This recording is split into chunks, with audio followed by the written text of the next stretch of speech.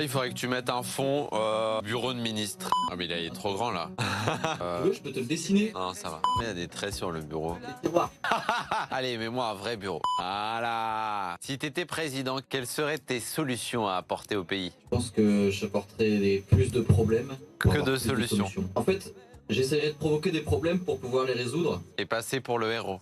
Exactement. Ok, tu serais le Trump français, quoi. Moi, si j'étais président, je pense qu'avant de parler et de donner des caps pour tout le monde, je prendrais le temps de discuter, non, écouter, ensuite dire et trouver des solutions métier par métier, avec une priorité pour les profs et pour la santé. T'aurais pas une petite idée derrière la tête, toi? Être président, Bah, j'ai bien apprécié qu'en 2027, votez pour moi. Bien sûr, je vivrai au château, mais sans Brigitte. j'essaierai de faire en sorte que les gens soient heureux Ok, mais comment? en leur donnant des cadeaux. Donc la corruption. Ah, écoute, on n'a rien sans rien. Ouais. Bah justement, en Albanie, ils ont trouvé la solution. Ils viennent de créer un ministre par intelligence artificielle qui lutte contre la corruption. On en parlera dans un instant. Ça permet de faire des économies au moment où on veut automatiser tous les métiers. Celui-là ferait faire de vraies économies et en plus, il serait sans doute plus efficace.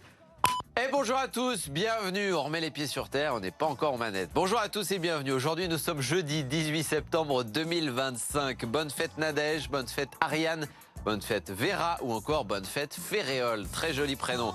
Aujourd'hui c'est la journée internationale du bambou, 261e jour de l'année, J-29, avant les prochaines vacances scolaires. C'est arrivé un 18 septembre, trois choses. 1851, aux États-Unis, la fondation de ce journal emblématique quotidien The New York Times par Henry Jarvis Raymond et George Jones. En 1972, le repos scolaire en France a désormais lieu le mercredi au lieu du jeudi pour un meilleur équilibre du temps scolaire. Et puis en 1981, l'Assemblée nationale en France vote l'abolition de la peine de mort. Sur tous les députés, 113 voteront contre. Voilà pour les trois infos à retenir aujourd'hui. Après une matinée en demi-teinte avec un ciel un peu menaçant, du littoral jusqu'à Douai, regardez l'évolution pour cet après-midi. Ça se dégage par le sud avec un beau soleil qui s'impose sur nos deux départements, le Nord et le Pas-de-Calais pour le restant de la journée. Bref, finalement, c'est une plutôt belle journée de jeudi. Côté température, comptez au mieux cet après-midi, 21 à Berck sur le littoral, 20 au Touquet, 19 à Boulogne-sur-Mer, 21 à Calais, 24 à Dunkerque, 23 à Saint-Omer, 25 à Tourcoing, comme à Lille d'ailleurs. Le maximum, ce sera 27 du côté de Douai. Pour la suite et la fin de la semaine, ce week-end, regardez ce qui nous attend. Demain, une journée tout à fait ensoleillée. Samedi, dimanche, légèrement voilée. Retour d'une grisaille un peu plus intense. À partir de lundi, on aura l'occasion d'en reparler.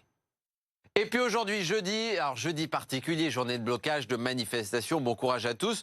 Justement, on a peut-être trouvé une solution pour avoir des politiques efficaces. En tout cas, c'est testé en Albanie avec Diela. Regardez Diela, c'est une intelligence artificielle féminine qui vient d'être nommée officiellement ministre des marchés publics en Albanie. Alors, elle permet sur le site, on peut discuter avec elle, lui poser tout un tas de questions, comme toutes les intelligences artificielles sur Internet. Mais elle est également amenée à prendre de vraies décisions puisque sa première mission est de lutter contre la corruption.